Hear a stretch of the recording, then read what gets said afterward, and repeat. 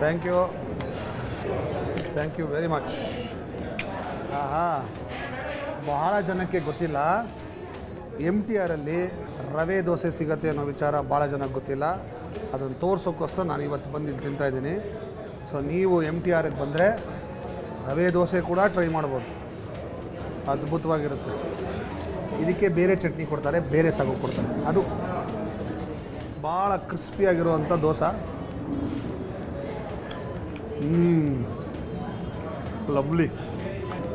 Lovely dosa.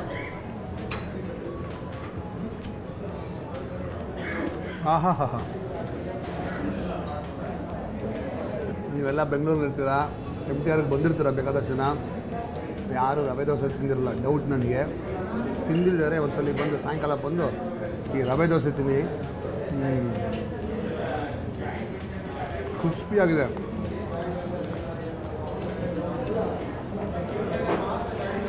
And ಈ ಚಟ್ನಿನೇ ವಿಶೇಷವಾಗಿದೆ ಅದಕ್ಕೆ.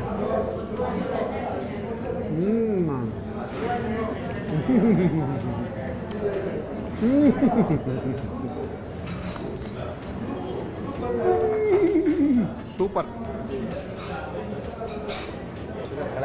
ಓಕೆ ನೋಡಿ, ಇಲ್ಲಿ ಕಾಫಿ ವಿಶೇಷ ಏನು ಅಂದರೆ ಬೆಳ್ಳಿ ಲೋಟದಲ್ಲಿ ಕೊಡ್ತಾರೆ, ಅದು ವಿಶೇಷ. ಇಲ್ಲಿ ಬಂದಮೇಲೆ ಕಾಫಿ ಕುಡಿಬೇಕು, ಅತ್ಯಂತ ಅದ್ಭುತವಾದ ಕಾಫಿ ಕುಡಿಬೇಕು ಅಂದರೆ MTRಗೆ ಬರಬೇಕು. ಸಿಕ್ಕಾಪಟ್ಟೆ ಬಿಸಿ ಇರುತ್ತೆ, ಇದು ಹಿಡ್ಕೊಳ್ಳೋಕ್ಕಾಗಲ್ಲ. ತುಂಬ ಕಷ್ಟ ಇದೆ.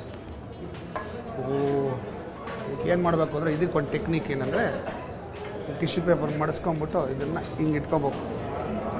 ಹಿಂಗೆ ಇಟ್ಕೊಂಡು ಈಗ ಇದಕ್ಕೆ ಹಾಕ್ಬೇಕು.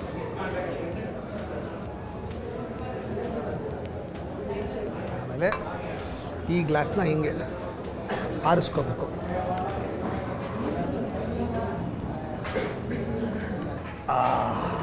What coffee, super coffee. ಕುಡಿಬೇಕಾದ್ರೆ ಭಾಳ ಹುಷಾರ ಕುಡಿಬೇಕು, ನಾಲ್ಗೆ ಸುಟ್ಟೋಗುತ್ತೆ, ಅಷ್ಟು ಬಿಸಿ ಇರುತ್ತೆ ಲೋಟ. ನಾನು ಹೇಳಿದ್ನಲ್ಲ, ಅದಕ್ಕೆ ಆರಿಸ್ಕೋಬೇಕು. ಹಿಂಗೆ ಇಟ್ಕೊಂಡು ಆರಿಸ್ಕೋಬೇಕು, ಗೊತ್ತಾಯ್ತಾ? ಟೆಕ್ನಿಕಲ್ ಹೇಳ್ಕೊಡ್ತೇವೆ, ಇಲ್ಲಿ ಬಂದರೆ ಹೆಂಗಿರ್ಬೇಕು ಅಂತ ನೋಡಿ.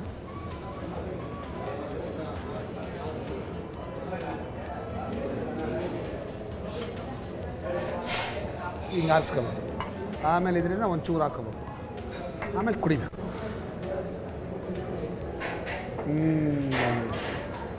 That is coffee. ನೀವು MTRಗೆ ಬರಬೇಕು. ಬೆಂಗಳೂರಿಗೆ ಬಂದರೆ MTRಗೆ ಬರಲೇಬೇಕು. ಬೆಂಗಳೂರಲ್ಲಿದ್ದರೆ MTR ತಿಂಗಳಿಗೆ ಒಂದ್ಸಲ ಬರಲೇಬೇಕು. ಇಲ್ಲಿ ತಿಂಡಿ ತಿನ್ನೋದೇ ಒಂದು ಅನುಭವ. ಇಟ್ಸ್ ಈವೆಂಟ್ ಅಂತಾರಲ್ಲ, ಹಾಗೆ ಏನು ಚೆನ್ನಾಗಿರುತ್ತೆ ರೀ. ಇಡ್ಲಿ, ವಡೆ, ರವೆ ಇಡ್ಲಿ, ಖಾರ ಬಾತು, ಪೂರಿ, ಆಮೇಲೆ ದೋಸೆ, ರವೆ ದೋಸೆ, ಆಮೇಲೆ ಬಿಸಿಬೇಳೆ ಬಾತು, ಬಾದಾಮ್ ಹಲ್ವಾ, ಎರಡ ಸೂಪರ್. ಅಂದರೆ ಎಲ್ಲ ಟೈಮಿಂಗಲ್ಲಿ ಅದೇ ಮಾಡ್ತಾರೆ. ಸೊ ಇನ್ನು ನಾನು ಇಲ್ಲಿ ತಿನ್ನಬೇಕಾಗಿರೋದು ಐಟಮ್ಗಳಿದೆ. ಉದಾಹರಣೆಗೆ ನಾನು ಕೇಸರಿ ಬಾತ್ ತಿನ್ನಬೇಕು. ಬೆಂಗಳೂರಲ್ಲಿ ಇಲ್ಲಿ ಎಷ್ಟು ಚೆನ್ನಾಗಿರೋ ಕೇಸರಿ ಬಾತ್ ಎಲ್ಲೂ ಸಿಗೋಲ್ಲ, ಯಾಕಂದರೆ ಇಲ್ಲಿ ಪ್ಯೂರ್ ತುಪ್ಪ ಹಾಕಿ ಮಾಡ್ತಾರೆ. ಸೂಪರ್ ಕೇಸರಿ ಬಾತ್ ಸಿಗುತ್ತೆ. ಆಮೇಲೆ ನಾನು ಪೂರಿ ತಿನ್ನಬೇಕು, ಆಯಿತಾ? ಆಮೇಲೆ ಫ್ರೂಟ್ ಸಲಾಡ್ ತಿನ್ನಬೇಕು. ಹೆಂಗಿರುತ್ತೆ ಗೊತ್ತಾ? Fruit salad with ice cream ಕೊಡ್ತಾರೆ. ಅದ್ಭುತ. ಸೊ ಒಂದು ಕೆಲಸ ಮಾಡೋಣ, ಈ ಕಾಫಿ ಕುಡ್ಬಿಡ್ತೀನಿ, ನಾಳೆ ಮತ್ತೆ ಬರ್ತೀನಿ. ಔಡಿ like the idea? Yes. Coffee ಬೋಟ ಕೈ ಚುಚ್ಚಿ. ಓಕೆ,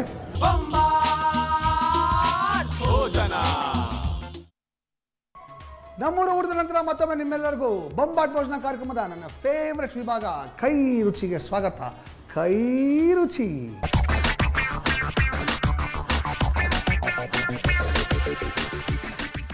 ಕೈ ರುಚಿಯಲ್ಲಿ ಇವತ್ತು ನಾರ್ತ್ ಇಂಡಿಯನ್ ಸ್ಟೈಲಲ್ಲಿ ಒಂದು ಸ್ನ್ಯಾಕ್ ಮಾಡ್ತಾಯಿದ್ದೀನಿ. ಅದಕ್ಕೆ ನಾರ್ತ್ ಇಂಡಿಯನಲ್ಲಿ ದಹಿ ಬಲ್ಲ ಅಂತ ಕರೀತಾರೆ. ದಹಿ ಬಲ್ಲ ಅಂದರೆ ನಮ್ಮ ಸೌತ್ ಇಂಡಿಯನಲ್ಲಿ ಮೊಸರು ವಡೆ ಮಾಡ್ತಾರಲ್ಲ, ಆ ಥರ ದಹಿ ಬಲ್ಲ. ಸೊ ದಹಿ ಬಲ್ಲಾಗೆ ನಾನಿಟ್ಟರು ಹೆಸರು ಗೊತ್ತಾ? ಬಲ್ಲ ಬುಲ್ಬುಲ್ ಅಂತ. ಸೊ ಬಲ್ಲ ಬುಲ್ಬುಲ್ ಮಾಡೋಕ್ಕೆ ಏನೇನು ಪದಾರ್ಥಗಳು ಬೇಕು ಅಂತ ನೋಟ್ ಮಾಡ್ಕೊಳ್ಳಿ. ಮೊದಲನೇದಾಗಿ ನಾನು 1 ಕಪ್ಪಷ್ಟು ಉದ್ದಿನಬೇಳೆ, 1 ಕಪ್ಪಷ್ಟು ಹೆಸರು ಬೇಳೆಯನ್ನು ಇದಿಷ್ಟು 4 ಗಂಟೆ ನೆನೆಸಿಟ್ಟಿದ್ದೀನಿ.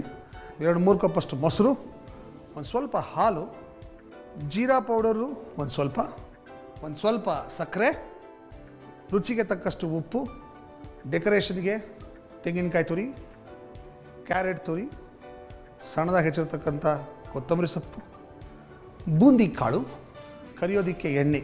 ಇವೆಲ್ಲ ಬಲ್ಲ ಬುಲ್ಬುಲ್ಗೆ ಬೇಕಾಗಿರ್ತಕ್ಕಂಥ ಪದಾರ್ಥಗಳು. ಈಗ ಈ ಬಲ್ಲ ಬುಲ್ಬುಲ್ ಮಾಡೋದು ಹೇಗೆ ಅಂತ ಹೇಳ್ಕೊಡ್ತೀನಿ.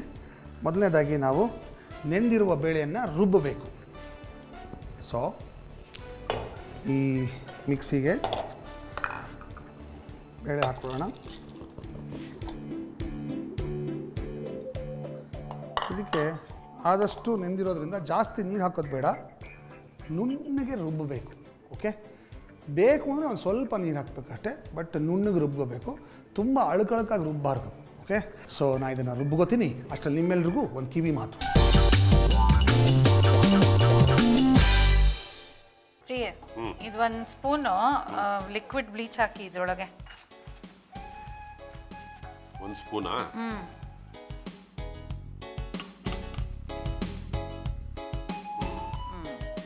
ಆಯ್ತಾ? ಸ್ವಲ್ಪ ನೀರು ಹಾಕಿ ಮಿಕ್ಸ್ ಮಾಡೋಣ. ಯಾತಕ್ಕೆ ಇದು? ಈಗ ಗಾಜಿನ ಪಾತ್ರೆಗಳೆಲ್ಲ ಇದೆಲ್ಲ ನೋಡಿ ಒಂಥರ ಕರೆ ಕರೆ ಆಗಿದೆ. ಈ ಥರ ಈ ಮಿಕ್ಸಿಂದ ಉಜ್ಜಿ ತೊಳೆದ್ರೆ ಆ ಕಲೆ ಎಲ್ಲ ಹೊಟ್ಟೋಗುತ್ತೆ. ಪ್ಲೀಸ್ ತೊಳ್ಕೊಂಬರ್ತೀರಾ? Thank you. ಏನ ನೀನು ನೆಮ್ಮದಿಯಾಗಿ ಒಂದು ನಿಮಿಷ ಏನೋ ಪೇಪರ್ ನಿಮಗೆ ಗಾಜಿನ ಪಾತ್ರೆ ಎಲ್ಲ ಫಳಫಳ ಅಂತಿರುತ್ತೆ. ನೀವು ಮರೀದೆ ಮಾಡಿ ಅಥವಾ ಮಾಡಿಸಿ. ಸ್ವಲ್ಪ ನೀರು ಜೊತೆ ಲಿಕ್ವಿಡ್ ಡಿಟರ್ಜೆಂಟು, ಲಿಕ್ವಿಡ್ ಬ್ಲೀಚು ಎರಡನ್ನೂ ಮಿಕ್ಸ್ ಮಾಡಿಕೊಂಡು ಗಾಜಿನ ಪಾತ್ರೆಗಳನ್ನ ತೊಳೆದ್ರೆ ಕಲೆ ಆಗಿರೋದೆಲ್ಲ ಹೊರಟೋಗುತ್ತೆ, ಫಳಫಳ ಅಂತಿರುತ್ತೆ. ಆಯ್ತಾ?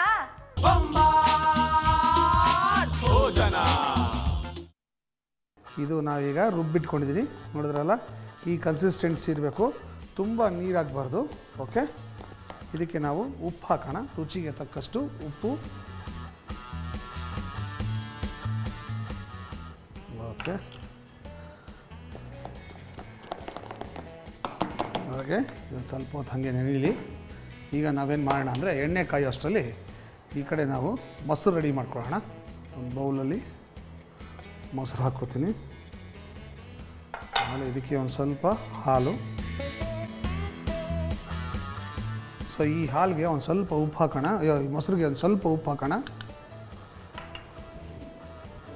ಜೀರಾ ಪೌಡ್ರ್ ಒಂದು ಸ್ವಲ್ಪ, ಒಂದು 1/4 ಸ್ಪೂನಷ್ಟು ಸಕ್ಕರೆ ಸಾಕು. ಒಂದು ಚೂರು ಸಕ್ಕರೆ, ಅದು ಟೇಸ್ಟ್ಗೋಸ್ಕರ ಅಷ್ಟೇ. ಸೊ ಇದನ್ನು ಚೆನ್ನಾಗಿ ಬೀಟ್ ಮಾಡಬೇಕು.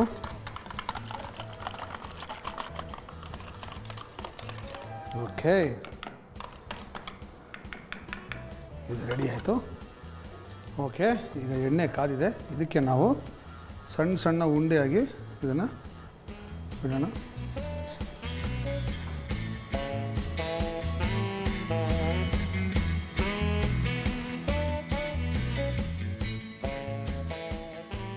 ಇದು ಲೈಟಾಗಿ ಗೋಲ್ಡನ್ ಬ್ರೌನ್ ಕಲರ್ ಆಗೋ ತನಕ ಇದನ್ನು ಚೆನ್ನಾಗಿ ಉರಿ ಕಡಿಮೆ ಮಾಡಿಕೊಂಡು ಕರಿಬೇಕು. ಈ ರೀತಿ ಕರೆದಾದ್ಮೇಲೆ ಇದನ್ನು ನೀರಲ್ಲಿ ಹಾಕಬೇಕು.